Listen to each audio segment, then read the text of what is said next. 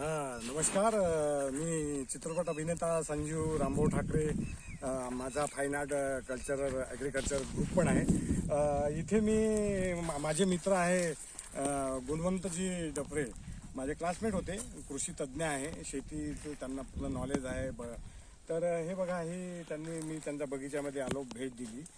तर ही जी जमीन होती ही पूर्ण दगडं, म्हणजे मोठे मोठे दगडं त्यांनी इथून काढून दगडाळ जमीन जी होती ती त्यांनी अशी सुपीक बनवली. बरं, पाण्याचा इथे थांग पत्ता नाही. त्यांनी इथून पाणी पण मला त्यांनी सांगितलं की 4-5 किलोमीटर तिकडे दूर तलाव आहे, तिथून त्यांनी पाईपलाईन टाकून इथे पाणी आणलं.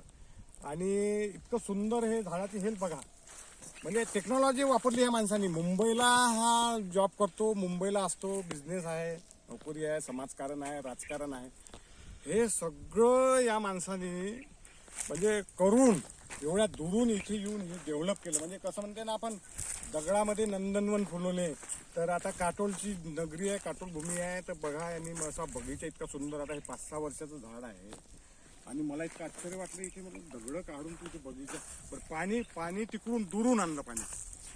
हा, खूप दुरून पाईपलाईन टाकली. म्हणजे कमीत कमी त्याला किती किलोमीटर आहे पाणी, 3 ते 4 किलोमीटर दुरून त्यांनी पाईपलाईन टाकून इकडे विहिरीमध्ये पाईप, तिथून पाण्याचा सोर्स आणून इथे हे बघा ठिबक पण, म्हणजे पूर्ण ॲग्रिकल्चरचं इतकं नॉलेज आहे.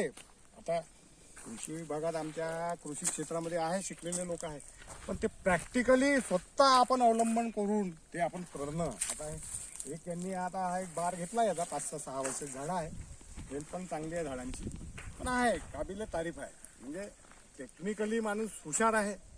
आणि सगळं हे करून एवढं करणं आणि प्रॅक्टिकली करणं, पुस्तकी ज्ञान आहे, आपण PhD आहे, डॉक्टर आहे, नॉलेज आहे, दुनियाभरांना लोकांना भाषण देतो, स्वतः प्रॅक्टिकली आपल्या शेतात एक दगड असलेली जमीन आपण सुपीक बनवणं, तिथे बगीचे तयार करणं, खरंच काबिले तारीफ आहे.